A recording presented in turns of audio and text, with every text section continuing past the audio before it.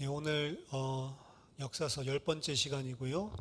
신명기부터 시작해서 이제 역사서 책들을 하나하나 좀 내용들을 살펴보고자 합니다. 서론에서 지난 시간까지 이야기했었던 전체적인 내용들을 사실은 이 책들을 살펴보면서 구체적으로 우리들이 확인하고 또 그 속에서 주고 있는 말씀들을 우리들이 볼 수 있는 그런 은혜의 시간 되기를 원합니다. 자, 신명기서를 오늘 살펴볼 건데요. 오늘 그리고 다음 시간 2시간 동안 살펴볼 것 같습니다. 이 신명기서는 구약 성경에서 차지하는 위치가 대단합니다. 사실은 구약을 이해하는 데 있어서 가장 중요한 책이 아마도 신명기다라고 이야기할 정도로 신명기가 핵심입니다. 창세기부터 레위기까지 우리들이 그 주일에도 같이 살펴봤지만 사실 창세기부터 레위기까지는 모세가 신명기에서 말하고 있는 게 무엇인지를 설명하기 위해서 전술하고 있는 거다라고까지 이야기를 한단 말이죠. 신명기가 엄청나게 핵심적인 위치를 차지하고 있죠. 그래서 그 전에 있었던 책들이 신명기를 바르게 이해하기 위한 배경을 제공하기 위해서 기록을 했다라고까지 이해를 합니다. 신명기는 그 앞에 있는 책들에, 그러니까 앞에 있는 책들이 신명기를 이해하기 시키기 위해서, 그 신명기의 배경을 설명하기 위해서 모세 오경 안에서 신명기가 어떻게 보면 가장 정상에 서 있는 거죠. 근데 그 앞에 있는 책들 뿐만이 아니고 우리가 역사서 개론에서 이야기할 때 전 시간까지 살펴봤지만 신명기 이후에 나와 있는 모든 성경, 구약 성경, 구약 책들을 전부 다 이해하는 데 있어서도 굉장히 중요한 역할을 합니다. 역사서를 보니까 역사서에 있어서 신명기가 중요하다, 신명기적인 역사 뭐 이런 이야기를 했지만 역사서뿐만이 아니고요, 선지서 그리고 심지어는 지혜서를 이해하는 데까지도 신명기를 돌아봐야 되고, 그리고 신명기와 어떤 연관을 맺고 있는지 사실은 살펴보지 않으면 안 될 정도로 중요한 위치를 차지하고 있습니다. 신명기는 뭐 간략하게 이야기를 하면 모세의 마지막 3편의 설교로 구성되어져 있죠. 모세가 이제 모압 평지에서 이제 신세대죠. 9세대들은 다 죽고 이제 가나안 땅에 들어가야 되는 그런 신세대들, 20세 미만 됐던 그 이스라엘 새로운 인원들 앞에서 이제 언약도 갱신하고, 그리고 이제 곧 이제 가나안을 들어가야 되니까 그 가나안 땅에 들어가기 전에 이 중요한 말씀들을 최종적으로 전달하고 있는 형태로 3편의 설교로 크게 이루어져 있습니다. 모세는 사실 이 가나안 땅을 유업으로 받지 못하고 가나안 땅 밖에서 홀로 남겨지죠. 하나님이 하도 애원하니까 보여주시기는 하시는데 보여만 주시고, 보여주실 때 분명히 이야기하죠. 이 보여주는 땅이 바로 아브라함과 이삭과 야곱에게 내가 언약한 땅이다. 봐라. 그렇지만 너는 들어가지 못한다 라고 이야기해서, 사실 모세가 지도적인 역할을 했지만 모세는 가나안 땅 밖에 홀로 남겨지게 됩니다. 신명기에서 모세는 자신이 들어가지 못한다 하더라도 이스라엘 족속에 관한 하나님의 언약의 미래에 대해서 깊은 관심을 보여주는데, 모세가 보여주고 있는 그 관점은 명확합니다. 그냥 미래에 이런 일들이 일어날 수도 있다, 이런 옵션을 주는 게 아니고 미래에 반드시 일어날 수밖에 없는 분명한 하나님의 계획에 대한 확신을 가지고 사실은 이야기를 하고 있습니다. 그는 이스라엘이 하나님의 백성으로 하나님의 그 복을 그 땅에서 받게 될 것도 이야기를 하고요, 동시에 그들에게 죄로 말미암은 재앙이 임할 것을 분명하게 예언합니다. 사실은 이렇게 하면 복을 받고 저렇게 하면 재앙을 받을 것이다, 그 이야기가 아니고 우리가 정확하게 살펴보면 이러한 복을 받았지만 너희들의 패역함으로 말미암아 반드시 그날에는 재앙을 받게 될 거다라고 예언을 하고 있어요. 사실은 그 미래를 바라보면서 그 이스라엘 백성들이 당할 재난들을 보면서 목자와 같은 심정을 가지고 있는 것들을 사실은 보여주고 있습니다.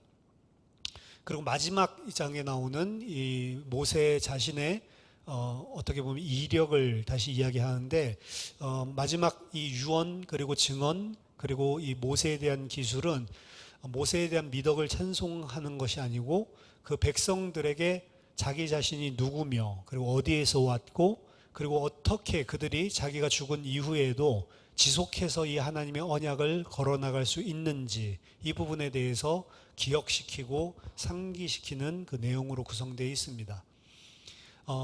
그래서 크게 보면은 모세의 세 편의 설교 그리고 언약의 갱신 그리고 신명기 31장에서는 이제 모세의 대를 이어서 이제 지도하게 될 모세의 계승자인 여호수아에게 모든 권력이 인양되는 장면을 보여주고요. 그리고 모세의 죽음 그리고 모세가 최종적으로 들어가지 못하기 때문에 이스라엘 백성들을 향한 유언 이런 부분들이 전체 다 내용적으로 등장을 하죠. 자, 신명기를 볼 때도 당연히 이 비평적으로 이 책을 바라보는 관점들이 학자들 가운데 있어 왔습니다. 예를 들면 벨하우젠 같은 이런 하도 이름이 많이 나오죠. 자료 비평. 이 사람이 이제 자르기 시작한 것들을 집대성한 사람이거든요. 그래서 책을 이거는 제2문서다, 이문서다, P문서다, D문서다 이런 것들을 이제 벨하우젠이 한 건 아니고 100년 동안 쭉 이 연구가 발전되고 있었는데 그걸 종교적인 어떤 그 진화론과 결합을 시켜가지고 집대성해가지고 이스라엘의 역사를 이제 이 문서들이랑 비교하면서 이렇게 이스라엘이 원시 종교에서 발전했다. 이걸 갖다 보여준 사람이 벨하우젠인데 이 벨하우젠은 이 JEPD 문서 가운데 이 D 문서를 이 신명기 문서라고 이야기를 하는 겁니다. 가장 마지막에 쓰여진 것이 신명기다라고 이야기를 하죠. 그래서 그 신명기의 기자가 바로 신명기 듀드라노미스트, 신명기 기자가 쓴 것인데 그 기자는 모세가 아니고 아주 오랜 후에 기자가 쓴 거다. 심지어는 피문서보다도 뒤니까 제사장적인 체제가 확립되고 난 이후에 쓰여진 것이기 때문에 상당히 후기에 쓰여진 문서로 보고 있습니다. 그리고 그 문서의 가장 중요한 분명한 특징은 벨하우젠이 보기를 축복과 저주라고 이야기를 했습니다. 이 D 자료는요, 결국에 그 신명기 안에 다양한 대립되는 축복과 저주에 대한 부분들을 부각시키고 있다라고 이야기를 하고요.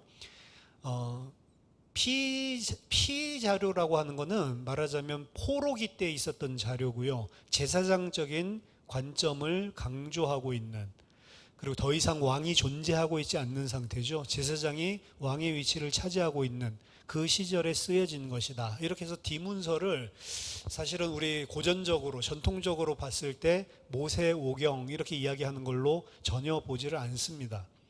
그리고 이런 자료 비평도 있지만 또 양식 비평이라는 것도 있거든요. 양식 비평은 이제 어떤 상황에서 이게 쓰이게 된 건지 쪼갠 거를 이거는 이런 세팅에서 사용된 문서다. 이건 이런 세팅에서 사용된 문서다. 그런 오리지널 세팅에 대해서 이야기를 했었던 그런 비평 방법인데 양식 비평 또 전승 비평 이런 것도 이제 상황들을 살피면서 하는 거고 그리고 이거는 최종적으로 오래전에 쓰여진 걸지 모르겠지만 시대마다 개정이 일어났다라고 해서 그 리덱션 비평 개정 비평 이런 것들도 존재합니다. 그런데 이런 많은 쪼개고 이런 것들이 19세기부터 시작해서 그리고 20세기 1900년대 중반까지 50년대 굉장히 유행을 했지만 결국에 나온 결론은 뭐냐면 이건 무슨 자유주의 학자다 무슨 학자다 이런 거 나눌 필요가 없이 결국에는 한 150년 정도 지나면서 얻은 결론은 이건 전부 다 우리 상상으로 만들어낸 거지 확실한 게 아니다라는 결론에 사실은 이르렀어요. 그래서 오늘날에는 1970년대부터 그리고 80년대 그때부터는 어디에 모든 포커스를 맞추냐면 우리가 지금 가지고 있는 우리 눈앞에 있는 최종적인 성경이죠. Finalized version이라고 하는데 완성된 버전 우리가 보고 있는 그 성경 그 성경 자체가 무슨 이야기를 하는지 보는 것만이 확실하다. 다른 것들은 뭐 제2문서라고 하는데 제2문서 있었는지 없었는지 증거도 없는 거 아니고 그냥 네 이론 아니냐. 결국에는 그걸 증명할 수 있는 방법이 없기 때문에 지금은요, 최종본이 무슨 이야기를 하고 있냐, 내용적인 부분들, 이런 부분들을 사실은 살펴보는 쪽으로 연구가 이루어지고 있는 게 추세입니다. 그래서 텍스트 배후에 있는 것들을 더 이상 가상하지 마라. 소스가 있었다 하더라도 그 소스를 우리가 분리해낼 수 없다. 우리는 지금 완성된 본 가지고 어떤 의도로 이 책이 우리에게 메시지를 주고 있는지 거기에 집중해야 된다. 그래서 어떻게 보면은 전통적인 믿음을 가지고 있는 그런 기독교 영역에서는 상당히 환영할 만한 그런 방향으로 사실은 전세가 뒤덮인 거죠. 그래서 요새는 거의 이런 무슨 자료 비평이라든지 전승 비평 이런 것들이 막 깊이 있게 보지 않습니다. 오히려 전체 문학적으로 이게 어떤 의미를 가지고 있는지 텍스트 자체가 이야기하는 쪽을 살펴보는 방향으로 학자들이 관심을 돌렸습니다. 그래서 사실 우리가 신명기를 볼 때에도 그래서 이거는 언제 쓰여졌다, 저때 쓰여졌냐 이런 관심보다는 신명기 자체가 우리에게 주고 있는 메시지에 집중하는 게 맞는 거죠. 몇 가지 그럼 이 문서를 이해하는 데 있어서 좀 초점이 존재를 합니다. 이것도 어떻게 보면은 비평적인 부분인데 분명히 자료들을 자를 수는 없지만 자료를 통해서 우리들이 좀 추정할 수 있는 거는 있거든요. 일단은 신명기 안에도 다양한 것들이 있습니다. 그냥 이야기, 역사적인 이야기도 내러티브도 존재를 하고요. 법도 나오고 그리고 설교도 나오고 그리고 축복하고 있는 축복문도 나오고요. 저주하고 있는 저주문도 나오고 노래도 나오고 이 다양한 것들이 존재하고 있습니다. 이 모든 것들이 다 합쳐져서 도대체 뭘 이야기하냐라고 하는 것들, 이제 이런 부분들에 관심을 돌리는 거죠. 장르가 여러 가지가 다 혼합되어 있는데 이 혼합된 최종적인 장르가 크게 뭘 이야기하고 있냐, 이제 이런 논의까지 오게 되죠. 그래서 일단은 여러 복잡한 장르들이 함께 섞여져 있다. 요거는 팩트고요. 그 다음 두 번째 조금 생각되는 것은 아까 전에 그 자료 비평하거나 뭐 이런 사람들도 이야기를 했지만 과연 이게 언제 쓰여진 거냐 이런 부분들은 조금 논의들을 많이 합니다. 왜냐하면 신명기에서 이야기하고 있는 내용들 가운데 어떻게 보면 연대기적으로 이거는 그때 진짜 쓰여질 수가 없다라고 생각되는 주제 중에 하나가 뭐로 보냐면 예배의 중앙화입니다. Centralization of the worship 이렇게 얘기하는데 신명기에서는 갑자기 이 부분을 강조합니다. 하나님이 한 장소를 정하시는데 거기에서만 예배를 드려야 된다. 이제 이게 계속 나와요. 사실은 앞에는 없었던 이야기거든요. 전혀 레위기라든지 뭐 출애굽기에 나오는 법도라든지 이런 데서는 언급하고 있지 않는 건데 신명기에 들어와서는 하나님이 정하시는 한 곳에서만 예배드려야 된다. 사실 이것을 상당하게 강력하게 명령을 하거든요. 그러니까 이 드베테 같은 이런 학자들은 이거는 예루살렘에 성전이 존재한다라는 것을 기반으로 둬야지만 이런 명령이 나올 수 있는 거 아니냐. 여호수아와 사사기를 여러분 읽어보면 어떤 한 곳에서 여호수아 사사기는 이제 가나안 들어간 거잖아요. 근데 그 안에는 다른 법들은 다 나와요. 앞에 있는 법들이. 근데 한 곳에서만 예배드려야 된다는 사상이 없거든요. 한 곳에서만 예배드려야 된다. 이건 언제 나왔다고 생각을 하냐면 이제 예루살렘 성전이 구축되고 난 이후에 그때 이제 다른 흩어져 있었던 이 예배 시스템들을 예루살렘 성전 중심으로 집중화시키면서 일어난 거다라고 일반적인 사람들이 많이 생각하고 있기 때문에 그 전에 없었던 이 법이 신명기에 나오는 거 보니까 이건 최소한 다윗 왕조기에 쓰여져야만 이런 이야기를 할 수 있는 거 아니냐. 안 그러면 어떻게 여호수아나 사사기에는 이런 이야기가 하나도 안 나오냐. 이제 이런 논점이 있는 거죠. 그 다음은 분명히 법인데 모세가 3번의 설교를 하고 있는데 이 설교 안에 법도들이 많이 등장을 하거든요. 법규들, 율법들이 많이 등장을 하는데 이 법규들은 출애굽기나 레위기에 나와 있는 법들이랑 부합하는 법들이 많습니다. 똑같은 법을 이야기하는 거죠. 십계명도 그래서 2번 나오죠. 출애굽기에도 나오지만 신명기에서도 나오고.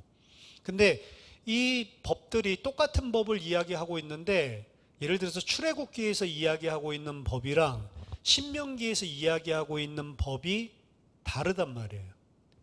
변형된 게 있어요. 변화가 있거든요. 그럼 이거 왜 변화가 있는지 이런 부분들이 이제 사실은 고려를 해야 되는 거거든요. 시내산에서 줬었던 하나님의 법령과 신명기에서 이야기하고 있는 법령이 같은 것을 이야기하고 있는데 약간 변화되고 발전됐다라고 봐야 되나요? 이런 부분들을 이제 그 반영을 하고 있는데 이거 도대체 어떻게 이해를 해야 되는가? 모세가 그냥 과거에 있었던 것들을 그냥 리플레이하는 게 아니라는 거죠. 그냥 반복적으로 되풀이하는 게 아니고 뭔가 변화가 존재를 하고 있다. 이런 부분도 이제 살펴봐야 되는 어떤 포인트고요. 그리고 율법의 역할에 대한 거. 신명기 안에서 율법이 어떤 역할을 하고 있는가. 이거 우리가 개론하면서 앞에서 좀 많이 이야기를 했었던 부분인데 율법은 과연 후기에 들어온 개념인가. 이런 부분. 그리고 또 이제 글을 갖다가 히브리어로 잘 살펴보면 약간 글의 문체 가운데 좀 문제되는 부분들이 존재를 합니다. 예를 들면 2인칭 복수로 이야기를 해야 될 장면인 것 같은데 2인칭 단수로 이야기한단 말이에요. 그냥 너희들에게 이야기를 하는 게 자연스러운데 너희들에게 이야기하는 게 아니고 단수로 너 이렇게 이야기를 한다고요. 그럼 왜 그렇게 하나? 이거 그냥 편집자가 실수한 건가? 이렇게 생각할 수가 있지만 일관적으로 사실은 신명기 4장을 보면 일관적으로 2인칭 단수로 명령을 하고 있습니다. 그래서 이거는 왜 그런가? 이런 부분들도 사실은 문체상으로 좀 생각해 봐야 되는 부분이죠. 그 다음에 마음의 할례에 대한 이야기가 2군데에서 나오는데요. 신명기 10장 16절에서도 나오고 신명기 30장 6절에서도 나오고 신명기 10장 16절에서도 마음의 할례에 대한 부분이 나오는데 신명기 10장 16절에서는 말하자면 이스라엘 백성아 너희들이 마음의 할례를 행해라 라고 이야기를 하고요. 신명기 30장 6절에서는 하나님이 할례를 행하시는 것처럼 나온단 말이죠. 그럼 누가 마음의 할례를 행해야 되는데 마음의 할례를 행해야 되는 주체가 이스라엘 백성인가 아니면 하나님인가 이런 부분들도 조금 생각을 해봐야 되겠죠. 그 다음에 또 약간 혼란스러운 부분이 모세는 과연 왜 약속의 땅에 들어가지 못했는가? 모세 자신의 죄 때문인가? 아니면 이스라엘의 죄 때문인가? 이 보면 2가지가 다 나와요. 모세 자신 때문에 그렇게 한 것처럼 성경이 이야기하기도 하고 그리고 또 모세가 이야기하기는 난 너희들 때문에 못 들어가게 됐다. 또 이야기도 하거든요. 신명기 보면. 도대체 왜 모세는 못 들어갔는가? 뭐 가장 쉬운 답은 둘 다 때문이다. 뭐 이렇게 이야기하면 쉽겠지만 어쨌든 정확하게 모세가 왜 하나님이 허락하지 않는가? 이런 부분들을 좀 봐야 되겠죠. 그리고 저자가 누군지 그리고 어떤 지역에서 어떤 상황에서 이러한 메시지가 주어졌는지 물론 본문에서는 모압 평지에서 모세가 이 말씀을 주고 설교를 한 것으로 전체적인 신명기 안에 56절을 빼고는 전부 다 이 모세의 입술을 통해서 나오는 말씀이거든요. 그러니까 상당히 많은 것들이 사실은 모세의 입술을 통해서 나오는 말씀이란 말이에요. 근데 과연 이 책을 갖다가 이 모세가 이제 설교하는 것처럼 이야기를 했는데 모세 자신이 썼을까? 아니면 다른 사람이 모세가 이야기한 설교 텍스트를 가지고 그 자료를 활용해서 다른 사람이 썼나? 이제 이런 부분들. 이 저자에 관한 부분은 뭐 전통적으로 모세오경이라는 말에서 알 수 있듯이 당연히 신명기는 모세가 썼다라고 이야기하지만 모세가 쓸 수 없는 이야기들이 많이 존재를 합니다, 사실은. 그래서 모세가 대부분이 실제로 한 말이고 모세가 쓴 글은 맞지만 모세가 안 쓴 부분도 존재한다라고 해서 요새는 어떻게 이야기하냐면 아무리 모세의 그 저작서를 주장하는 사람도 본질적으로는 모세, 하지만 그 다른 제2, 제3의 그런 손이 있다. 이제 이렇게 보고 있습니다. 약간 균형 잡아서요. 뭐 근데 이제 그 일반적으로는 모세가 썼을 리가 없다. 아까 전에 벨하우젠부터 시작을 했지만 그런 사람들은 나중에 쓰여진 거 아니냐. 특히 신명기 1장에서 4장까지는 노트라고 하는 우리가 살펴봤던 그 학자는 이거 신명기적인 기자가 쓴 것이지 모세가 쓴 게 아니다. 누군지는 모르지만 포로기 때의 신명기적인 기자가 쓴 거다. 이렇게 이야기를 하고요. 아니면 모세가 쓴 것들이 있지만 이거 시대를 지나면서 각 시대에 맞게 뭔가 개정이 일어난 거다. 시간 지나면서. 그러니까 어떤 한 사람이 아니고 여러 번 개정들이 일어날 수가 있다. 특별히 신명기 1장 같은 거는 개정자가 분명히 존재한다라고 이야기를 합니다.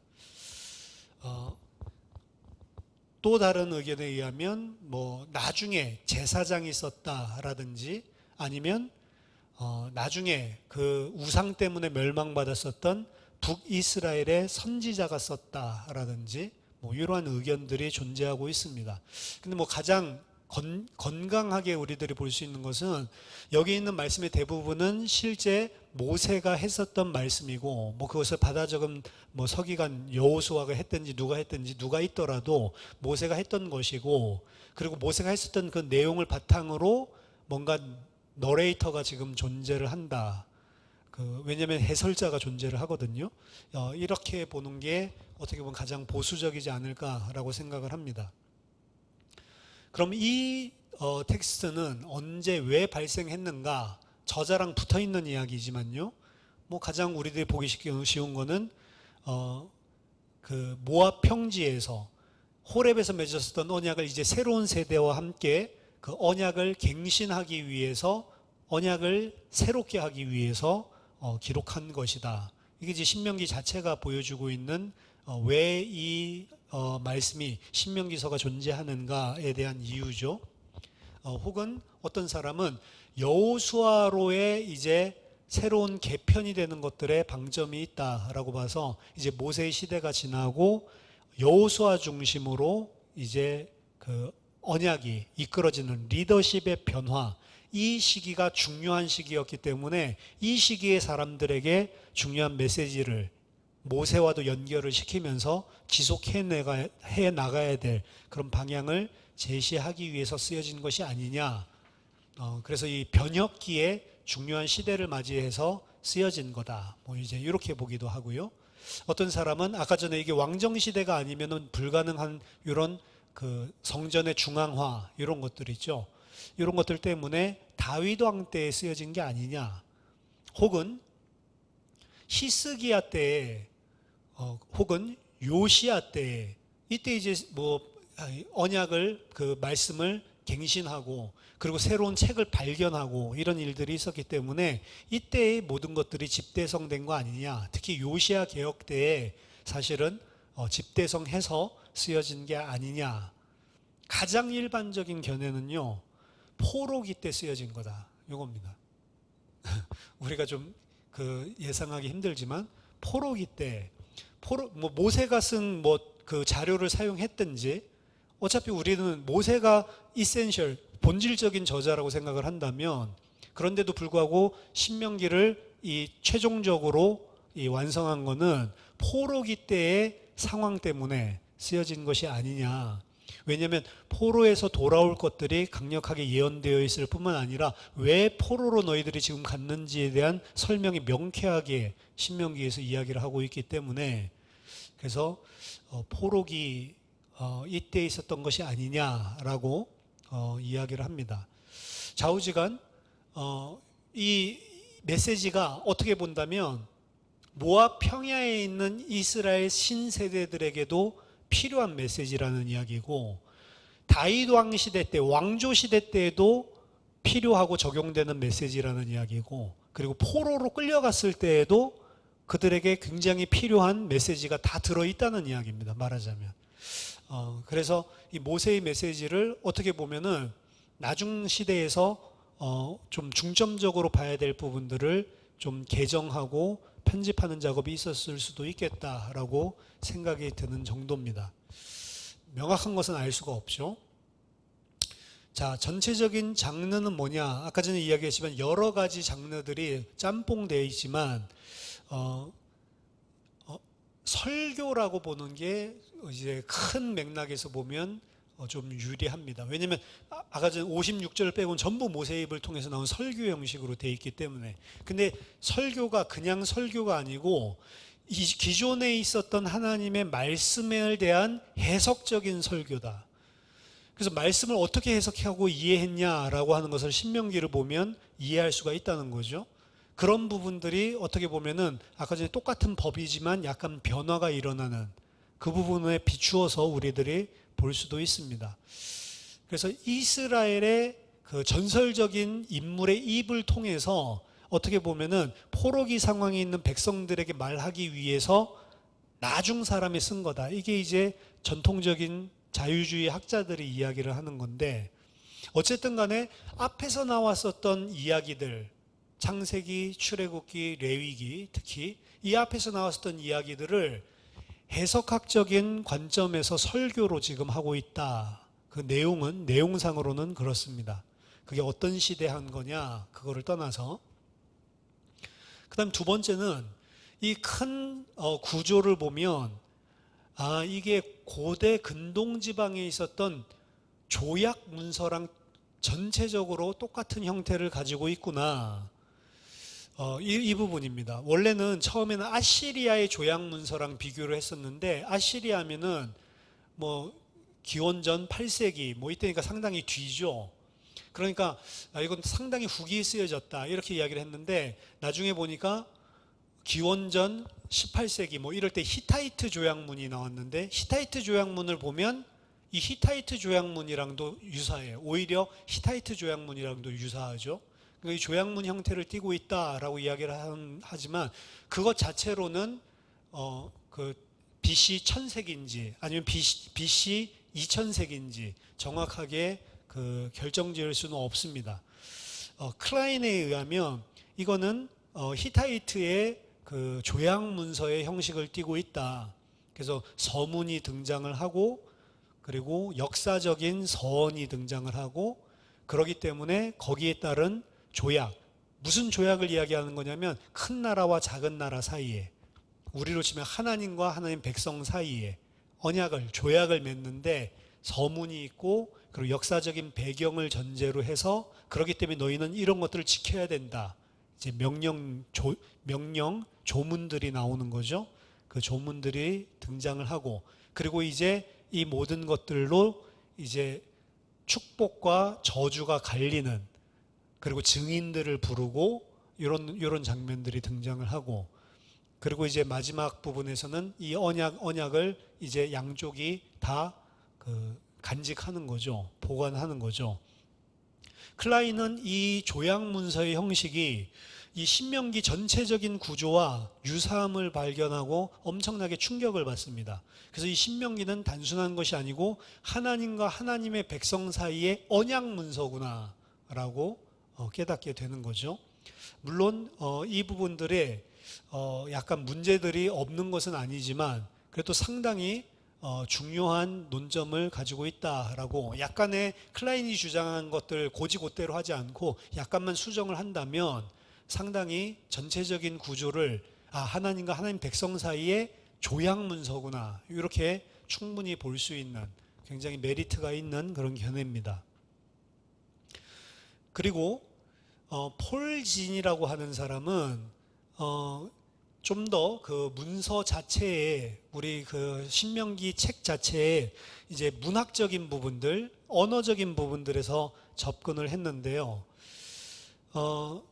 이 모세 자체가 이야기를 하고 있지만 이 모세 자체가 이야기하고 있는 것을 이제 그 진술해주는 나레이터가 존재하고 있다라고 이제 발견을 하게 된 겁니다. 그래서 이거는 모세가 설교한 내용이지만 모세 자신이 쓴 게 아니고 나레이터가 모세 자신의 말씀을 인용해 가지고 쓰는 형식으로 돼 있구나라고 이야기를 합니다. 그래서 그 나레이터는 모세가 아니다라고 폴지는 주장을 하고요.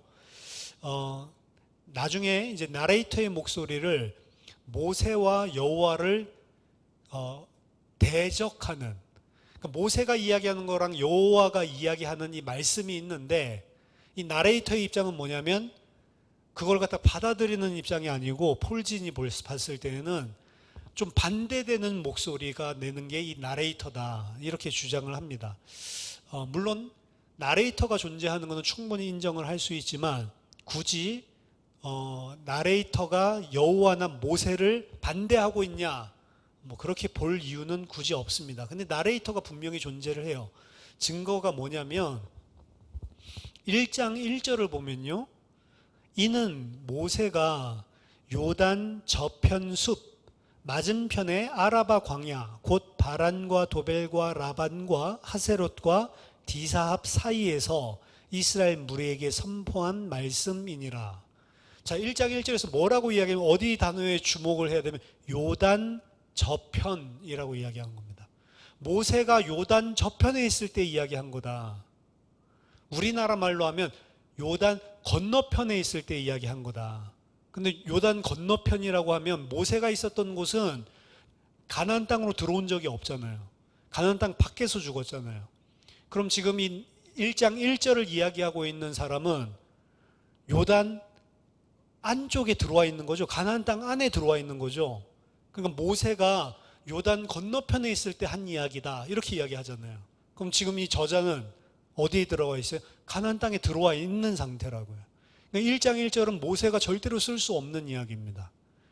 1장 5절에도 나오거든요. 모세가 요단 저편, 요단 건너편 모압 땅에서 이 율법 설명하기를 시작하였더라. 그렇죠? 그러면 이 지금 쓰고 있는 사람은 요단 이쪽 편에 있는 거고 모세는 요단 저쪽 편에 있는 거죠. 그러니까 지금 이 모세의 설교를 이야기하지만 이 나레이터가 존재를 하고, 이 나레이터는 이미 어디에 들어와 있어요? 약속의 땅 안에 들어와 있는 겁니다. 그게 어느 정도 오랜 시간이 흘렀는지는 잘 몰라요. 여호수아 때인지 혹은 여호수아가 쓴 것인지 잘 모르지만 여호수아 때일 수도 있고 아니면 나중에 왕조 때일 수도 있고 포로 때일 수도 있지만 좌우지간에 이 저자는 가나안 땅에 들어와 있는 상태. 그래서 나레이터가 분명히 존재하는 거죠. 옛날에는 이걸 갖다가 번역할 때 요단 동편에 있을 때 한 이야기다라고 이렇게 번역한 번역본들도 많이 있었습니다. 근데 지금은 원어 그대로 하면 동편이라는 표현을 쓴 적이 없고요. 요단강의 동편이라는 표현이 아니고 저쪽 편, 건너편에 있을 때 이런 표현이기 때문에 이런 게 이제 나레이터가 존재한다는 거죠. 이 나레이터가 모세의 신학과 다른 부분이 있다고 폴지는 이야기하지만 굳이 반대하거나 다른 생각을 가지고 쓰는 거라고 보지 않아도 나레이터가 오히려 모세나 여호와의 말씀을 충분히 다 받아들이고 있는 입장에서 서술하고 있다라고 보는 게 훨씬 자연스럽습니다. 왜 폴진이 그런 생각을 했는지 모르겠지만, 그 다음 전체적인 구성을 볼 때 히브리 언어에는 다른 언어들이랑도 유사하게 문단을 나누는, 큰 문단을 나누는 이런 도입 어구 그리고 그 결어 어구 이런 것들이 존재를 합니다. 엘레 에쉐르라고 하는 표현을 쓰는데, 이것은 뭐뭐가 뭐뭐 했을 때 뭐뭐 했을 때 이루어진 거다, 뭐 이런 이야기인데, 요게 들어오면 이제 큰 섹션이 일어나는 거예요. 그래서 매크로, 커다란 구문적인 그 표시다, 이렇게 이야기를 하는데 요게 존재를 해요. 그 매크로 신택틱 마커라고 이야기하는데, 그 마커가 등장하는 부분들로 보면은 이 크게 어디에서 그 구분을 짓고 있냐면 모세의 설교를 중심으로 그 이야기를 하고 있습니다. 그래서 전체적인 큰 맥락에서 세 편의 설교 이렇게 이야기하는 게 그 커다랗게 구분 짓는 그런 마커를 가지고 써놨기 때문에 사실은 큰 무리가 없다라고 보는 거죠. 세 편의 설교, 그리고 그것이 중심적인 메시지다. 그리고 그 설교가 끝날 때에는 그 모든 것을 근거로 해서 최종적인 모세의 입장에서 결론을 이야기를 해줍니다. 그게 이제 4장 1절부터 나오고 또 10장 12절부터 등장을 하거든요. 그게 이제 설교가 끝나고 나서 그 마지막 결어 부분에서 요약하면서 총체적인 종합적인 견해들이 이제 등장을 하는 거죠. 이러한 문맥들로 구성되어 있을 때 세 편의 설교가 큰 덩어리다, 이렇게 보는 것들이 바람직한 것 같습니다. 그래서 이 신명기 전체적인 이 나누는 구조들을 오늘 좀 설명하고 마치고, 다음에는 이제 그 구조들 안에서 하고 있는 내용들을 살펴보려고 하는데요. 신명기 1장부터 4장까지가 이제 첫 번째 설교고요. 그리고 이 1장부터 4장까지는 하나님께서 호렙산에서부터 시작해서 지금 이 모압 평지까지 어떻게 행하시고 인도해 오셨는지 그 의미를 설명하고 있습니다. 그 다음 신명기 5장부터 11장까지는 이게 이제 두 번째 설교 파트인데요. 호렙산에서 하나님의 말씀, 호렙산에서 하나님께서 전해주신 하나님의 말씀과 그리고 그때 그 말씀을 받을 때 일어났었던 일들, 그리고 그것들이 도대체 무엇을 의미하고 있는지, 여기 이제 두 번째 설교에서 이야기하고 있는 거고요. 그리고 설교 마지막 세 번째 파트는 12장에서 26장까지. 이거는 이제 약속의 삶에, 약속의 땅에서 어떻게 살아야 할지, 이제 여기에 포커스를 맞추고 모세의 십계명이 적용되는 부분입니다. 아까 전에 잠깐 이야기했죠. 왜 십계명이 바뀌었냐? 십계명도 바뀌었어요. 안에 보면 출애굽기의 십계명이랑 신명기 십계명이 다르단 말이에요. 변형된 부분들이 존재하거든요. 그럼 왜 변형된 부분이 있냐라고 봤을 때, 이것은 이제 구체적으로 이제 곧 가나안 땅으로 들어가니까 가나안 땅 들어갔을 때에 이것을 어떻게 이해해야 되는지, 가나안 땅에서의 삶을 모티브로 해서 변형해서 적용을 시키고 있다라고 보는 게 가능하다는 거죠. 여기까지가 이제 세 편의 큰 아까 전 뭉치 설교고요. 27절, 28절은 이 설교 내용들을, 그리고 여기서 이야기한 법도들을 중심으로 해서 언약에 대한 축복과 저주 이야기가 나옵니다. 잘 지키면 복을 받을 것이고 만약 지키지 못하면 저주와 재앙을 당할 것이다. 그리고 29장, 30장에서는 이제 이 모압 평지에서 새로운 이스라엘 백성들이랑 언약 갱신을 합니다. 원래 언약을 맺었던 백성들은 시내산에서 맺었는데 그 백성들 20세 이상 된 사람들은 다 죽었죠.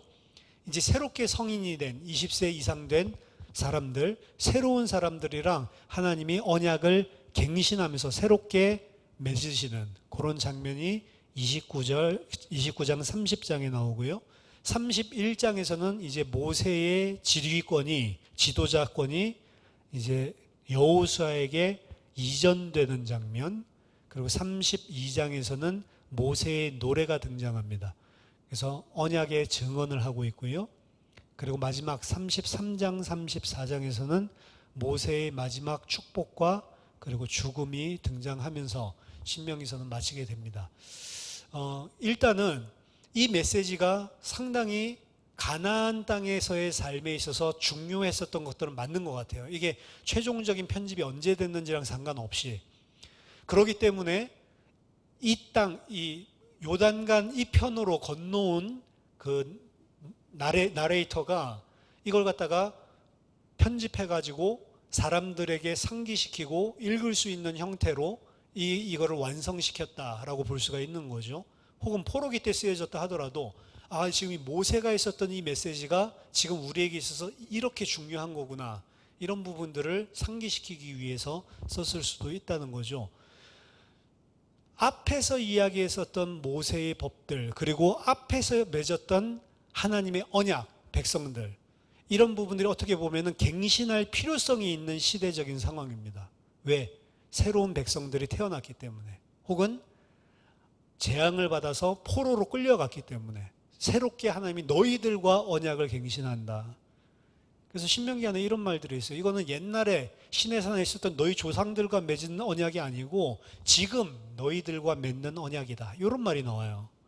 그러니까 그 말씀을 봤을 때 모압 평지에 있는 이스라엘 백성에게도 와닿는 말이지만, 지금 언약이 다 깨져가지고 이제 포로로 갔을 때, 그럼 우리는 이제 뭐예요? 하고 있었던 이스라엘 백성에게도 되게 중요한 메시지가 되거든요. 그래서 사실은 저는 생각하기를 그렇게 너무 후대까지 쓰여지지는 않았다 이렇게 생각을 하지만, 본질적으로는 그럼에도 불구하고 포로기 때 사람들에게 상당히 임팩트 있는 메시지다. 요거는 분명합니다.